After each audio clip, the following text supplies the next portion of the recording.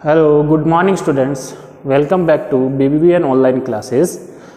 हम class 10th में ray optics पढ़ रहे थे। रे ऑप्टिक्स के अंदर अपन ने लाइट के रिफ्रैक्शन के बारे में पढ़ा। इससे पहले अपने लाइट के रिफ्लेक्शन के बारे में पढ़ा और अपना जो सेकंड टॉपिक है लाइट का रिफ्रैक्शन, उसको अपन ने प्रीवियस वीडियो से स्टार्ट किया है। लाइट के रिफ्रैक्शन के बारे में मैंने बताया था कि जो लाइट जब एक मीडियम से दूसरे मीडियम में एंटर करती है तो लाइट की डायरेक्शन चेंज हो जाती है, या अपन कह सकते हैं लाइट बेंड हो जाती है। उसी को अपन लाइट का रिफ्रैक्शन बोलते हैं। उसको क्या बोलते हैं? लाइट का रिफ्रैक्शन। अब मीडियम, अलग अलग मीडियम कैसे, जैसे कि एक मीडियम में ले लूँ एयर, एक मीडियम में मैंने ले लिया वाटर। एयर से जब वाटर में जब लाइट एंटर करती है तो लाइट क्या हो जाती है? बेंड हो जाती है, अपनी डायरेक्शन चेंज कर लेती है। ठीक है, उसी को अपन लाइट का रिफ्रैक्शन बोलते हैं। ये अपन ने प्रीवियस वीडियो में पढ़ा था। अब लाइट का रिफ्रैक्शन होता क्यों है, इसका कारण क्या है कि लाइट का रिफ्रैक्शन होता है? तो पहला तो कारण ये है कि लाइट का रिफ्रैक्शन तभी होगा जब लाइट मीडियम चेंज करेगी। दूसरा कारण ये है कि आपको पता है कि अलग अलग मीडियम में लाइट की जो स्पीड है वो अलग अलग होती है ना। The speed of light is different in different media. मतलब लाइट की स्पीड अलग अलग मीडियम में अलग अलग होती है। जैसे कि मैं एक मीडियम लूँ एयर, सबसे ज़्यादा स्पीड, लाइट की सबसे ज़्यादा स्पीड कहाँ होती है? एयर के अंदर 3 × 10⁸ मीटर पर सेकेंड। और एक मीडियम ले रहा हूँ मैं ग्लास, कितना होता है? 2 × 10⁸ मीटर पर सेकेंड स्क्वायर। मतलब लाइट की जो स्पीड है, देखो दो मीडियम है, दोनों मीडियम में क्या है? अलग है ना। और सबसे ज़्यादा पूछे कि सबसे ज़्यादा स्पीड लाइट की कहाँ होती है? एयर, या अपन बोल सकते हैं वैक्यूम, है ना। तो अपने सिलेबस में एयर या वैक्यूम दोनों को एक ही मानना है, एक ही मीडियम माना है। तो एयर और वैक्यूम में सबसे ज़्यादा स्पीड होती है। कितनी होती है? 3 × 10⁸ मीटर पर सेकेंड। इसको अपन सी से भी लिख सकते हैं। क्या लिख सकते हैं? सी। ठीक है, तो देखो अलग अलग मीडियम है तो अलग अलग स्पीड है। अब लाइट एयर से ग्लास में एंटर करेगी तो लाइट का क्या होगा? रिफ्रैक्शन। और रिफ्रैक्शन होगा तो लाइट क्या होगी? बेंड होगी, क्योंकि स्पीड अलग है। स्पीड अलग होने के कारण लाइट क्या होती है? बेंड होती है, मुड़ती है, डायरेक्शन चेंज होती है। तो ये अपन ने लिखा है the refraction of light due to the change in the speed of light on going from one medium to another. जब लाइट एक मीडियम से दूसरे मीडियम में एंटर करती है तो लाइट की स्पीड क्या होती है? चेंज होती है। और उसी की वजह से क्या होता है? लाइट का रिफ्रैक्शन। लाइट का क्या होता है? रिफ्रैक्शन।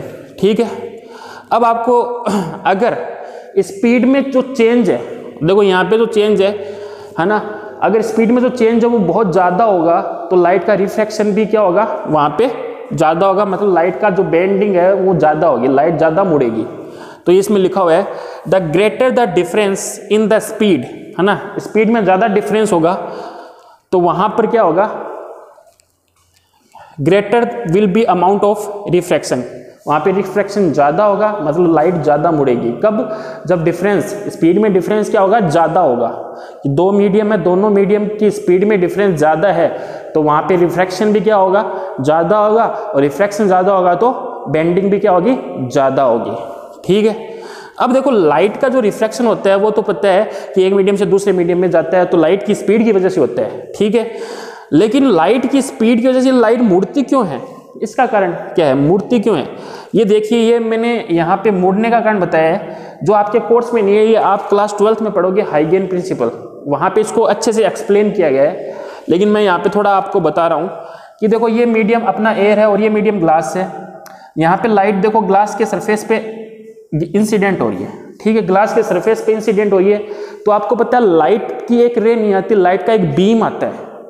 बीम मतलब कि उसके अंदर बहुत सारी रे होती है, तो एक लाइट का एक बीम आता है, वो सरफेस पे गिरता है। तो ये मैंने लाइट का एक बीम लिया है। ठीक है, तो ये बीम सरफेस पे गिर रहा है, तो ये बीम देखो सरफेस पे जैसे गिर रहा है तो बीम का ये पॉइंट ए और ये इस ए के रेस्पेक्ट में ये पॉइंट बी।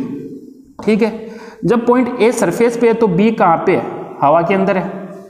ठीक है, अब जैसे बी सरफेस पे पहुंचेगा तो उसको कुछ टाइम लगेगा। जैसे बी सरफेस पे पहुंचेगा तो उसको कुछ टाइम लगेगा ना, ये बी पॉइंट, तो उतने टाइम में ये क्या हो जाएगी? अंदर चली जाएगी। ठीक है, अब देखो एयर में स्पीड क्या है? अलग है, और अंदर ग्लास के अंदर स्पीड कुछ अलग है।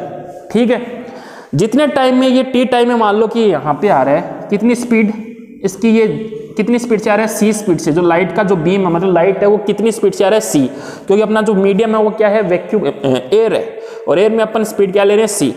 तो c स्पीड से ये इधर आ रहा है, ठीक है, कितने टाइम में, t टाइम में। तो t टाइम में a पॉइंट कहाँ चला जाएगा, अंदर, ठीक है। अंदर इसकी स्पीड अलग है, एयर से कम है।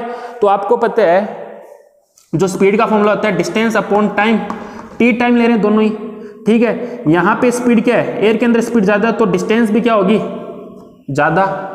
ग्लास के अंदर स्पीड क्या है, कम है लाइट की, तो डिस्टेंस भी क्या होगी, कम। t टाइम में, सेम ही टाइम में, तो ये ज्यादा स्पीड यहाँ पे होगी। उस स्पीड को अपन क्या लिख सकते हैं, ct। जो डिस्टेंस है उसको क्या लिख सकते हैं, ct, क्योंकि t टाइम में c स्पीड से जा रहा है, लाइट ट्रेवल कर रही है, तो डिस्टेंस कितनी आ जाएगी, ct आ जाएगी ना।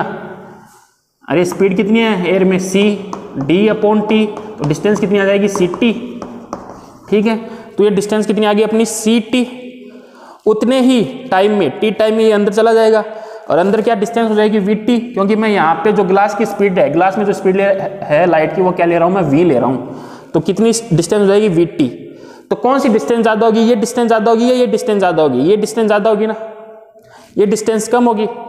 फिर अपन ये डिस्टेंस कम होने की वजह से क्या होगा, इसके अंदर क्या हो गया, इसकी डायरेक्शन थोड़ी क्या हो जाएगी, चेंज हो जाएगी, है ना। यहाँ पे डिस्टेंस ज्यादा हो जाएगी और उतनी टाइम ये डिस्टेंस कम हो जाएगी, कम हो गई, तो इसकी वजह से क्या होगी, इसकी डायरेक्शन क्या हो जाएगी, चेंज हो जाएगी। इसी वजह से, क्योंकि स्पीड अलग अलग है, स्पीड अलग अलग है, इसकी वजह से क्या हो गई, डिस्टेंस क्या होगी, अलग अलग होगी। डिस्टेंस अलग अलग होगी तो डायरेक्शन क्या हो जाएगी, ये जो बीम है इसकी डायरेक्शन में क्या आ जाएगा, चेंज आ जाएगा, ठीक है। यही इसका कारण है। तो ये आपके क्लास 12th में है, आप वहाँ पे रे ऑप्टिक्स पढ़ोगे, वहाँ पे रे ऑप्टिक्स में आगे आएगा एक चैप्टर वेव ऑप्टिक्स, वहाँ पे इसको एक्सप्लेन किया हुआ है हाइगेन प्रिंसिपल से।